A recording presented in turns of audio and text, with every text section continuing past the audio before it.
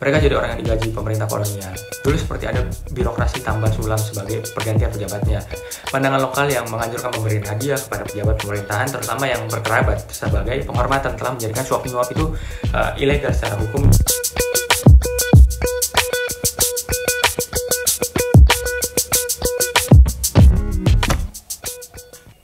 Assalamualaikum warahmatullahi wabarakatuh. Halo semuanya, selamat datang di video ini. Sebelumnya, perkenalkan, saya Saiful Akbar dengan NIM 174221068, mahasiswa semester 5 Universitas Airlangga jurusan Ilmu Politik. Video ini saya buat untuk memenuhi tugas akhir mata kuliah Teori Politik. Pada video kali ini, khususnya saya akan membahas mengenai beberapa fenomena di Indonesia dan akan saya kaitkan dengan salah satu teori politik. Penasaran dengan fenomena dan teori apa yang akan saya pakai? Mari simak video berikut. Indonesia merupakan negara dengan keragaman geografis dan kultural yang sangat luar biasa. Sebagai negara yang pernah dijajah selama berabad-abad, Indonesia masih menghadapi tantangan struktural yang berakar dari masa kolonial. Dua fenomena kritis yang akan coba saya bahas adalah corak pemerintahan terpusat dan budaya korupsi. Tampak seperti tidak berkaitan, namun semua ini akan saya analisis melalui lensa teori postkolonial. Sebelum masuk ke dalam fenomena, saya akan menjelaskan sedikit terkait teori ini. Teori postkolonial adalah sebuah perspektif yang dikembangkan untuk mengkritik dan menantang dominasi Barat. Teori ini berfokus pada pengalaman dan perspektif negara-negara bekas jajahan dan masyarakat yang telah dijajah oleh negara-negara Barat.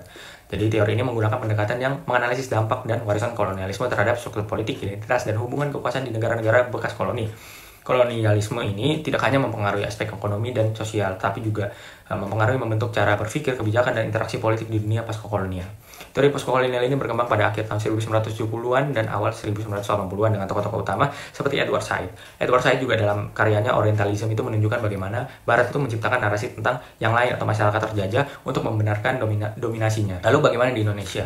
Maka masuklah kita pada fenomena pertama, yaitu pemerintahan terpusat. Jadi untuk mengontrol daerah kekuasaan yang berpulau-pulau, pemerintahan Hindia Belanda dulu itu menerapkan corak pemerintahan terpusat untuk memudahkan pengawasan pemerintah terhadap kerisiderannya di bawahnya. Jadi corak pemerintahan terpusat ini efektif untuk menanggulangi berbagai perlawanan atau pergerakan bawah tanah. Karena gerak-gerik masyarakat itu terus diawasi dan bila sewaktu-waktu terjadi insiden, tindakan yang diperlukan dapat segera diambil. Nah, dalam perpolitikan di Indonesia, tata negara kesatuan itu seringkali digunakan sebagai alat hegemoni politik. Perlu dicatat bahwa hal ini tidak merujuk pada golongan ras ataupun agama tertentu ya, melainkan pada elit-elit politik tertentu. Contoh dari pemeralatan tata negara untuk tujuan hegemoni ini adalah sengketa kekuasaan yang terjadi di tingkat pusat. Biasanya itu segera disebarluaskan ke akar rumput hingga menimbulkan instabilitas nasional. Biasanya juga hal tersebut ditunjukkan untuk penggalangan massa dan simpatisan politik yang dalam beberapa kasus akan turun ke jalan menyokong salah satu elit politik. Hal ini juga lah yang menimbulkan fenomena lainnya, ini jejak feodalisme dalam praktik politik. Bahwa keresahan ini sudah eksis dari sejak zaman VOC. Mulai berlaku sebutan adipati atau bupati yang jadi kepanjangan tangan kolonial Belanda untuk melakukan eksploitasi kepada rakyatnya di bawah itu. Bupati pada zaman itu lazimnya dipilih hanya berdasarkan hubungan darah, keturunan, dan pemberian upeti. Jadi dalam struktur kuasa itu juga para bupati ini hidup dari setoran pajak rakyat. Perubahan itu baru terjadi ketika pemerintah kolonial Hindia Belanda itu berdiri untuk menggantikan VOC yang korup. Nah, para bupati tadi itu kemudian diintegrasikan dalam birokrasi kolonial. Dalam sistem ini mereka mendapatkan upah, jadi hilangnya privilege mereka terhadap wilayah kekuasaan sebagai dampak menguatnya kolonialisme. Mereka jadi orang yang digaji pemerintah kolonial. Dulu seperti ada birokrasi tambal sulam sebagai pergantian pejabatnya. Bapaknya pensiun, anak menggantikan, itu yang sedikit banyak kita wariskan walaupun sekarang mulai modern, namun meritokrasi itu mulai ada. Selanjutnya untuk fenomena kedua adalah budaya korupsi. Kebijakan pemerintah Hindia Belanda untuk mengakomodasi kultur birokrasi lokal itu menumbuh suburkan budaya korupsi di pemerintahan Hindia Belanda. Pandangan lokal yang menganjurkan pemberian hadiah kepada pejabat pemerintahan, terutama yang berkerabat, sebagai penghormatan telah menjadikan suap menyuap itu ilegal secara hukum dan dianjurkan dalam pandangan lokal. Jadi budaya tersebut masih berlanjut hingga sekarang, di mana seseorang yang menolak uang akan dianggap tidak simpatik atau tidak tahu terima kasih, terutama bila ada motif kekerabatan. Maka disinilah budaya nepotis kembali mempengaruhi tumbuh subur kultur korupsi di Republik Indonesia. Sejatinya memang budaya korupsi di Indonesia itu seringkali menjadi topik perdebatan yang kontroversial di kalangan masyarakat, terutama karena kecenderungan korupsi yang terus berlangsung di berbagai sektor. Jadi beberapa ahli juga mengatakan bahwa budaya korupsi di Indonesia ini diwariskan dari masa penjajahan Belanda. Namun apakah benar demikian itu belum tahu. Jadi sejak zaman kolonial, praktik korupsi itu telah terjadi di Indonesia. Ada beberapa pendapat tentang budaya korupsi di Indonesia itu diwariskan dari Belanda, tapi masih menjadi topik perdebatan di kalangan ahli sejarah dan sosiolog. Ada beberapa argumen yang mendukung bahwa pandangan budaya korupsi di Indonesia itu diwariskan dari penjajahan Belanda, dan ada juga argumen yang menentang pandangan tersebut.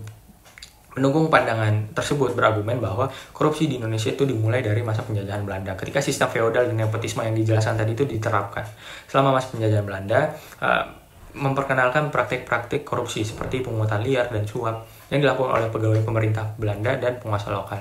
Selain itu, sistem birokrasi yang dibangun oleh Belanda juga memberikan banyak kesempatan untuk korupsi dan nepotisme. Untuk tanggapan pribadi sebagai mahasiswa yang mempelajari ilmu politik, saya merasa bahwa warisan kolonialisme ini memberikan pelajaran penting bagaimana masa lalu itu dapat membentuk pola-pola struktural dan budaya yang terus bertahan hingga saat ini. Fenomena pemerintahan terpusat dan budaya korupsi seperti yang saya paparkan tadi itu menunjukkan bahwa efek kolonialisme ini lebih dari sekedar penguasaan fisik atau ekonomi di masa lalu, tapi juga menyentuh hingga ke cara berpikir kita, perilaku, dan kebijakan politik. Nah, menurut saya meskipun kita tidak bisa sepenuhnya menyalahkan masa kolonial ini atas berbagai permasalahan yang ada, saat ini kita perlu mengakui bagaimana warisan tersebut masih mempengaruhi pola kekuasaan di Indonesia. Pemerintah kolonial Belanda memang telah menciptakan hierarki kekuasaan yang terpusat yang pada akhirnya diwariskan ke dalam sistem pemerintahan modern kita. Begitu juga dengan budaya pola korupsi, kita perlu mendekonstruksi lagi pola pikir yang menjadikan nepotisme dan pemberian gratifikasi sebagai hal yang tidak wajar. Kita tidak boleh juga terjebak dalam narasi menyalahkan masa lalu. Saya yakin justru dari pemahaman tentang warisan kolonialisme ini kita bisa belajar untuk menciptakan struktur politik dan budaya yang politik lebih baik. Demikianlah pembahasan dari saya mengenai beberapa fenomena yang terjadi di Indonesia melalui perspektif teori postkolonial. Terima kasih telah menyimak hingga akhir. Jika ada pertanyaan, saran, atau kritik, bisa menghubungi saya pada email berikut. Saya berharap video ini dapat memberikan wawasan baru dalam menambah pemahaman tentang bagaimana teori politik dapat digunakan untuk menganalisis fenomena di sekitar kita. Akhir kata, wassalamualaikum warahmatullahi wabarakatuh.